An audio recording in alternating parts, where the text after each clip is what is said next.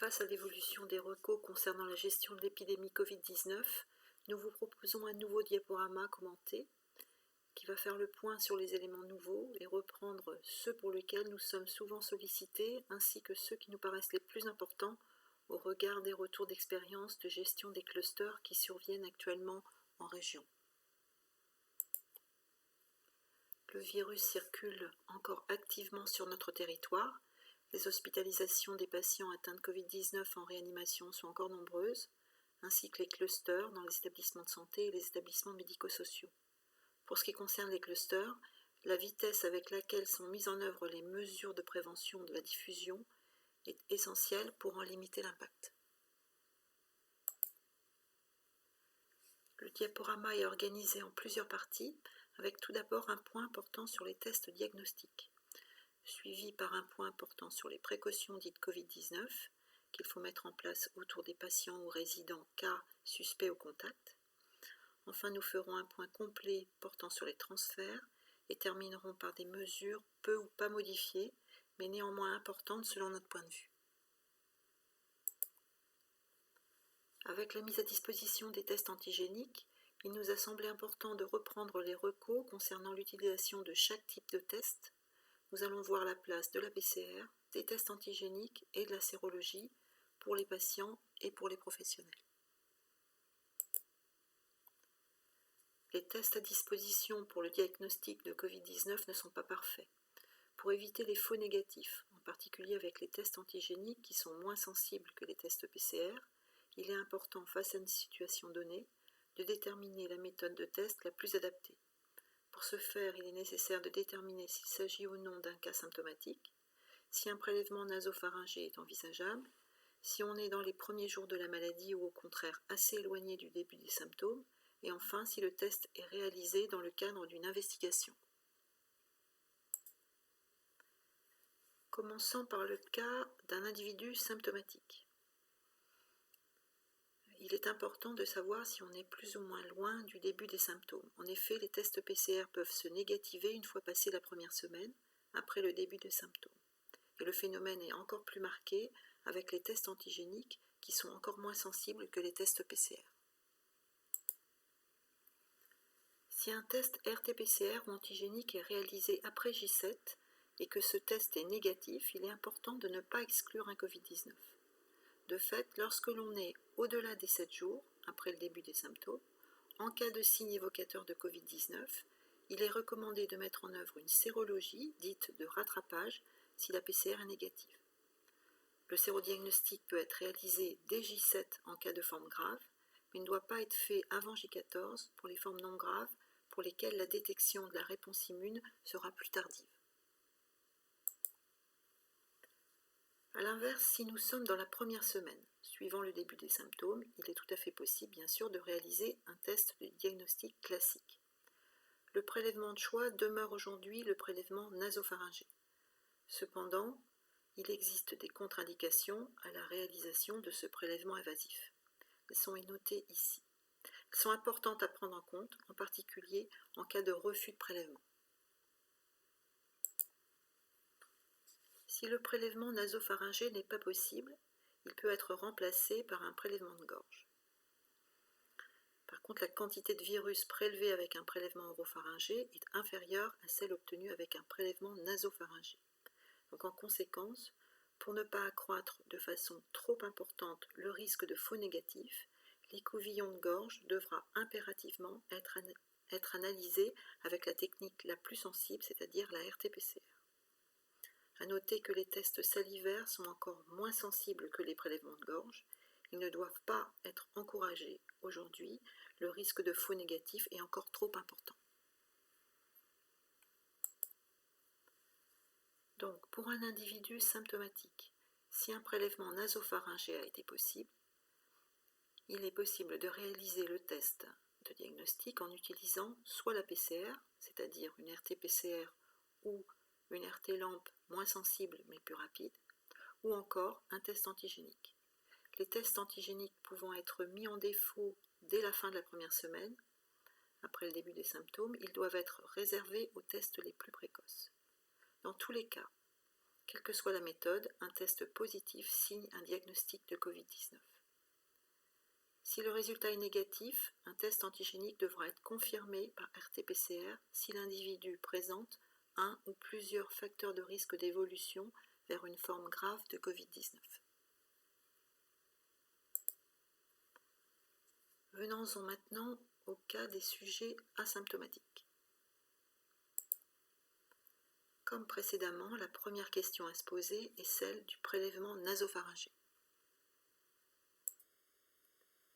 Si le prélèvement nasopharyngé n'est pas possible, il peut être remplacé chez cette personne asymptomatique par un prélèvement de gorge avec impérativement un traitement par RT-PCR.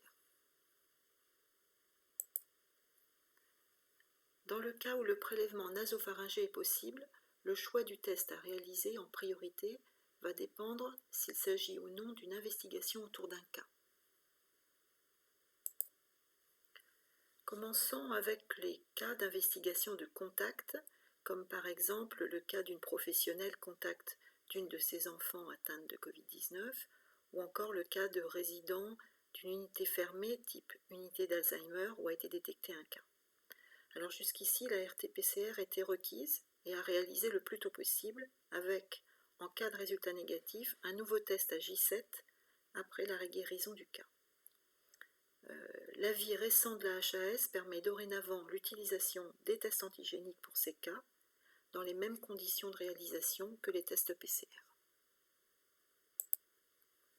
Si l'investigation concerne une exposition ponctuelle, le test chez la personne asymptomatique contact, quel qu'il soit, doit être réalisé seulement à J7 après l'exposition. Ce peut être la PCR ou un test antigénique.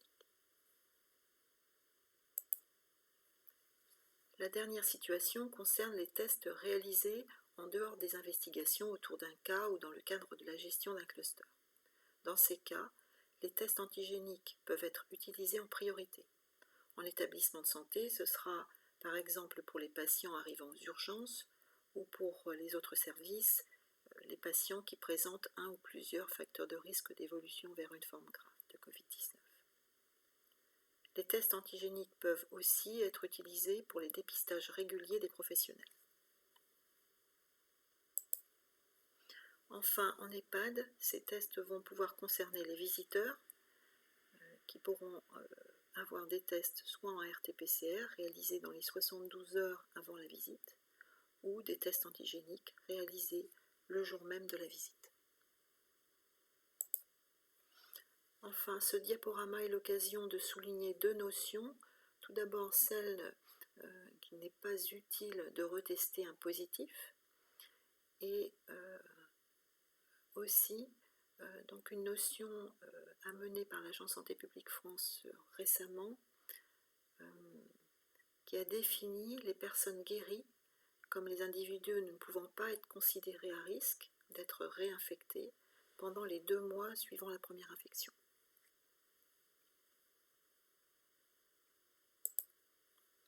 Enfin, pour terminer ce point sur les tests, nous voulons rappeler fortement qu'en cas de suspicion, il est absolument nécessaire de signaler l'événement le plus précocement possible.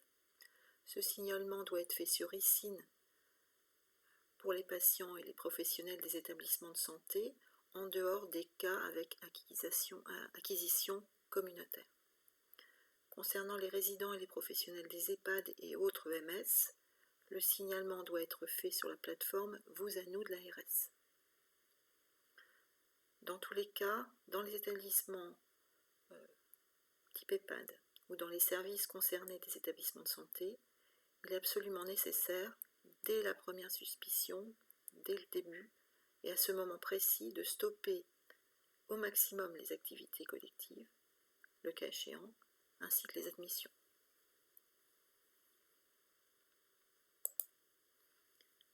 Nous allons revoir les précautions dites Covid-19.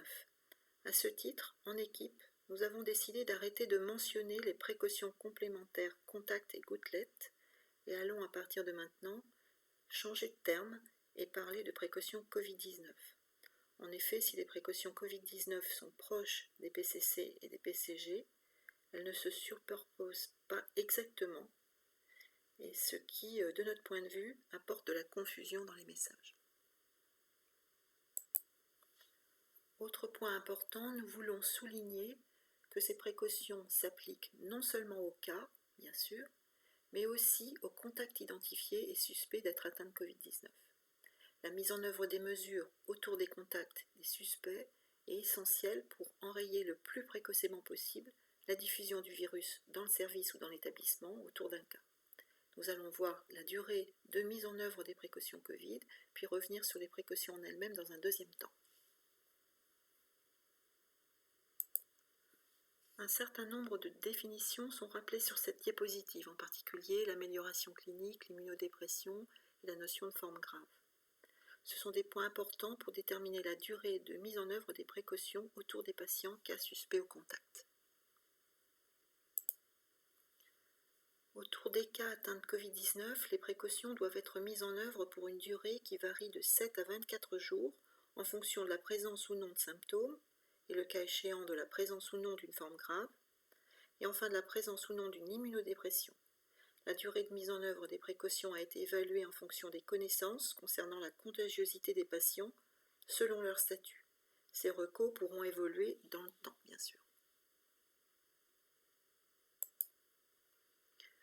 Autour des contacts, compte tenu de la durée possible de 14 jours pour débuter la maladie, après une exposition, les précautions Covid-19 doivent être mises en œuvre pour une durée de 14 jours pendant les soins. Toutefois, si le test de RT-PCR est négatif à J7, les activités collectives du patient et du résident peuvent être reprises à partir de J8, avec maintien des précautions Covid pour les soins. Dès la suspicion de Covid-19 et sans attendre le résultat de la PCR, les patients ou résidents doivent être isolés en chambre seule. Dès l'entrée dans la chambre, les professionnels doivent porter, en plus du masque chirurgical, une surblouse sur leur tenue professionnelle. Cette surblouse doit être à manches longues. Et enfin, des lunettes ou une visière pour assurer une protection oculaire. S'il n'y a qu'un seul cas dans la structure, dans le service, dès la fin de la prise en charge, le professionnel retire la surblouse et les lunettes. À la différence des précautions complémentaires contact et gouttelettes classiques, ici les précautions Covid s'appliquent même s'il n'y a pas de contact rapproché avec le patient ou le résident. Dès l'apparition d'un cas, les résidents ou les patients ayant eu des contacts rapprochés avec ce cas doivent être isolés de la même manière que les cas, avec mise en place des mesures complémentaires dites Covid, tout à fait de façon similaire à celles décrites pour les cas.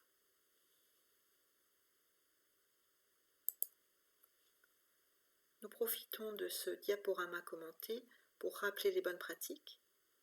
Les surblouses manches longues sont parfois absentes, tout comme la protection oculaire, ce qui favorise la contamination des professionnels au contact des patients Covid. De plus, il est important de rappeler aux professionnels combien le port de gants en excès favorise la contamination des surfaces et agit comme une entrave à l'hygiène des mains, source de contamination des autres professionnels et surtout source d'autocontamination certainement. Une mesure importante à prendre pour les chambres des patients ou résidents Covid est de réaliser une aération régulière de la chambre. Cette aération se fait porte fermée, plusieurs fois par jour, sans création de courant d'air dans les locaux. Les précautions Covid qui ont été présentées dans les diapos précédentes doivent être renforcées pour certains gestes très spécifiques qui exposent le professionnel à un risque d'aérosolisation à partir de la sphère respiratoire. Dans ce cas, le professionnel doit être équipé d'un appareil de protection respiratoire de type APR-FFP2 à la place du masque chirurgical, ainsi que d'une charlotte. Le port d'un FFP2 ne concerne pas les soins avec un risque d'aérosolisation sans implication de la sphère respiratoire. Hors Covid, pour ce type de soins, avec risque d'exposition aux liquides biologiques, comme par exemple ici la prise en charge d'une plaie exudative très étendue, les précautions standards s'appliquent avec le port d'un masque chirurgical. Si dans le service, il y a plusieurs cas au contact Covid, et a fortiori dans les secteurs Covid, le professionnel réalise la marche en avant et va prodiguer donc des soins à plusieurs cas ou suspects sans stopper. Dans ce cas, le professionnel ajoute à cette tenue dite Covid, c'est-à-dire sa surblouse, manches longues, son masque et ses lunettes, il y ajoute un tablier à usage unique qu'il va changer en passant d'une chambre à l'autre. Seul le tablier est changé entre les deux chambres.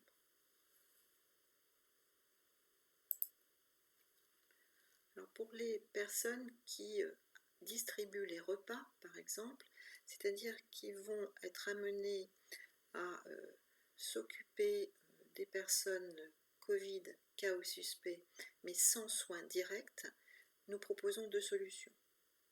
Soit ces personnes restent dans le couloir et donnent le plateau à un professionnel déjà présent dans la chambre. À ce moment-là, la tenue Covid pour cette personne d'hôtellerie n'est pas nécessaire et seul le masque en continu est porté par le professionnel qui n'entre pas dans la chambre.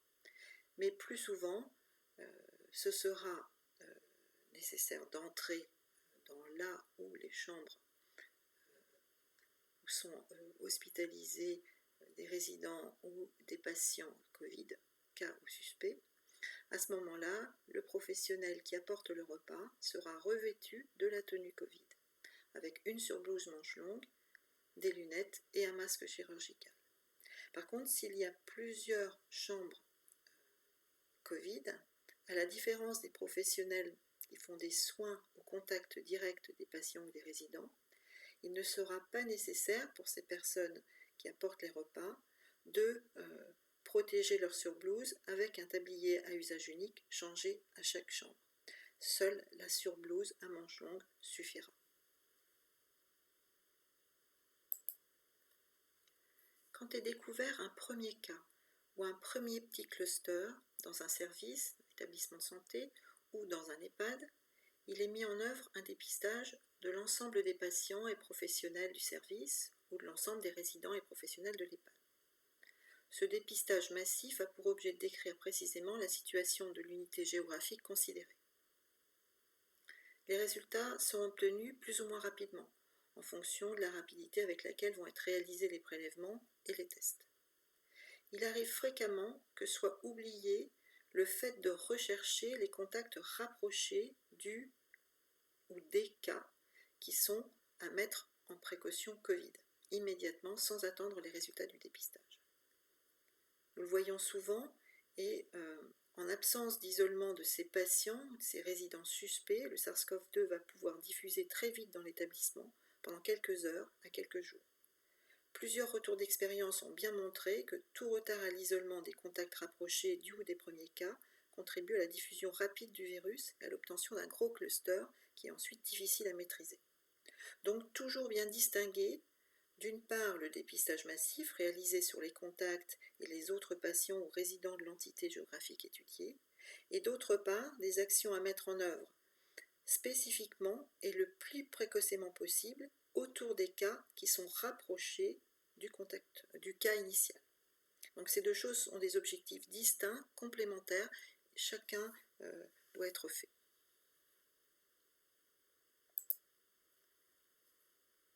En présence de plusieurs cas, il peut être intéressant de sectoriser, c'est-à-dire regrouper les cas ensemble et les isoler des patients a priori indemnes. La réflexion doit être collégiale et prendre en compte les effets collatéraux de la sectorisation. En particulier, les retards de prise en charge et la diminution de la surveillance doivent être absolument évités. Nous en venons maintenant à un point sur les conditions des transferts des patients. Pour le transfert d'un patient non connu Covid, ni contact d'un cas, un test diagnostique de type PCR doit être réalisé dans les 48 heures précédant le transfert. Si le test est négatif, le patient peut être transféré. Il sera maintenu en chambre seul et sans activité collective pendant les 7 jours qui suivent son transfert. Notez bien que ce ne sont pas des précautions Covid qui sont impliquées dans ce cas, mais seulement des diminutions d'activité collective et un maintien en chambre. A l'inverse, si le test est positif, il s'agit d'un cas asymptomatique finalement, pour lesquels nous allons voir la prise en charge, le transfert dans les diapositives suivantes. Lorsqu'il s'agit d'un individu contact d'un cas Covid-19, et bien sûr, lorsque cette personne est asymptomatique, elle peut être transférée sans délai. Il suffit pour cela que les précautions Covid à appliquer autour de ce contact puissent être mises en œuvre dans l'établissement d'aval. Précautions comme on les a rappelées dans les diapositives du premier point. Donc pour ce qui concerne les transferts des cas de Covid-19, tout d'abord, il faut bien sûr que les conditions cliniques autorisent le transfert de ce patient. Donc quand ces conditions sont réunies, le transfert du patient Covid-19 peut être réalisé une fois les précautions Covid levées. C'est la première situation. Dans ce cas, le transfert se fait en fonction de plusieurs critères, après 7, 14 ou 24 jours de mise en œuvre des précautions Covid-19. Tout dépend de la présence ou non d'une forme grave et de la présence ou non d'une immunodépression, selon les définitions rappelées précédemment. Dans tous les cas, le transfert ne nécessite pas de réaliser de nouveau un test diagnostique. Donc, dernière situation, le transfert des patients Covid-19 réalisé plus tôt, c'est-à-dire avant la levée des précautions Covid, vraisemblablement un cas assez fréquent. Dans ce cas, le transfert se fait à partir d'un certain délai qui varie en fonction de la présence ou non d'une forme grave, de la présence ou non d'une immunodépression, selon les définitions qui ont été rappelées plus haut. Ce sont donc des délais types, on va dire,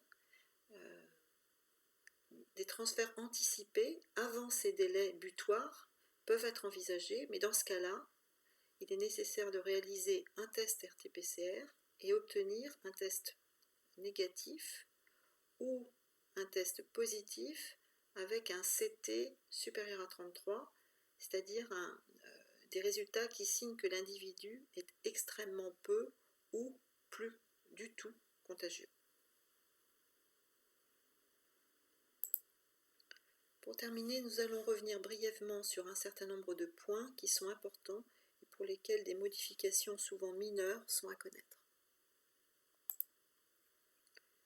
Les signes associés à la Covid-19 sont inchangés, mais ils doivent être rappelés régulièrement aux professionnels pour améliorer l'autodétection, bien sûr, et aussi pour la recherche active des nouveaux cas parmi les patients et les résidents. Un signe doit encourager fortement à la réalisation d'un test diagnostique.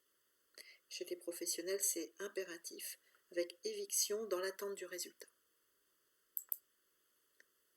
Les visites doivent être organisées sur rendez-vous, dans une salle dédiée et séparée. Elles ne se font plus en chambre pour le moment. Un autoquestionnaire doit être rempli ainsi qu'un registre par les visiteurs. Il est très important de prendre du temps pour expliquer les mesures aux visiteurs et veiller à ce que soient respectées scrupuleusement les mesures barrières, en particulier l'hygiène des mains et le port du masque chirurgical pendant toute la durée de la visite. Après chaque visite, le nettoyage de la table et des surfaces touchées doit être réalisé. Ce qui est important, c'est que les visites doivent être absolument arrêtées si un cas Covid est détecté dans l'EHPAD, et ce jusqu'à 10 jours sans nouveau cas dans l'établissement. Aujourd'hui, l'entrée du virus dans nos établissements se fait encore assez fréquemment à partir des professionnels asymptomatiques, mais contagieux, qui contaminent leurs collègues au moment des pauses et des staffs.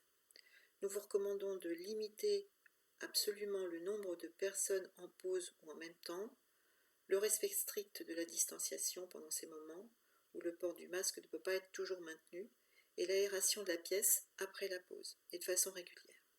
Il faut veiller également à ce que les professionnels n'aillent pas en pause avec les équipements de protection individuelle, comme la surblouse par exemple. Les indications du port de masque du masque chirurgical demeure. Ce port du masque, il a vraiment deux objectifs. Tout d'abord, il contribue à protéger le professionnel de la contamination à partir des cas présents dans son environnement. Et deuxièmement, il participe à la protection des professionnels et des patients présents dans les locaux avec lui, au cas où il serait lui-même, sans le savoir, Covid-19 asymptomatique. Le FFP2 reste recommandé uniquement pour les gestes invasifs sur la sphère ORL. Comme le masque chirurgical, il permet théoriquement aux professionnels de se protéger s'il est bien porté. Toutefois, compte tenu du fait que le port de ce dispositif, bien positionné et mal toléré, il est souvent mal ajusté et très souvent manipulé. Et des retours d'expérience montrent que le port du FFP2 favorise l'autocontamination des professionnels. Rien de nouveau concernant le port des gants, à limiter au strict minimum et à la nécessité de renforcer la fréquence des gestes d'hygiène des mains par l'utilisation des produits alcooliques. À noter que les gels sont à privilégier par rapport aux solutions pour lesquelles la friction est moins aisée.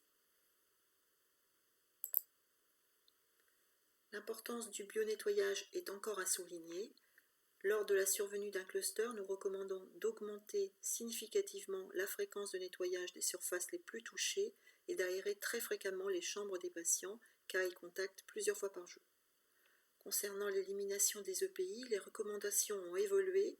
Pas de changement concernant les EPI utilisés dans le cadre des soins auprès des patients Covid-19 symptomatiques, qui doivent toujours se faire dans la filière d'Astri, mais à l'inverse, s'agissant des soins prodigués aux patients Covid-19 asymptomatiques et au contact, les EPI peuvent dorénavant être éliminés dans la filière des DAOM.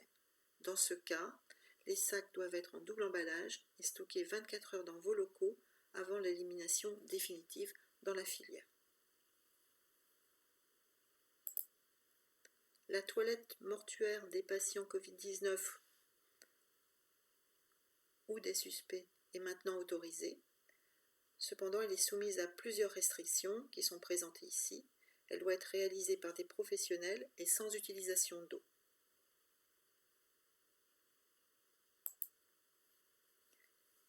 Les retours d'expérience concernant les clusters les plus gros montrent le plus souvent un manque d'anticipation de l'équipe face au risque. Nous vous recommandons de travailler en amont de la survenue des cas afin de vous préparer au mieux à la gestion d'un épisode. La coordination des différents acteurs, en particulier, est primordiale pour préparer l'ensemble des professionnels à faire face le cas échéant et être vraiment en ordre de bataille. Cette dernière diapositive pour vous rappeler le numéro de téléphone du CEPIAS ainsi que l'adresse de notre site internet où vous pouvez trouver un grand nombre de documents et en particulier les diaporamas.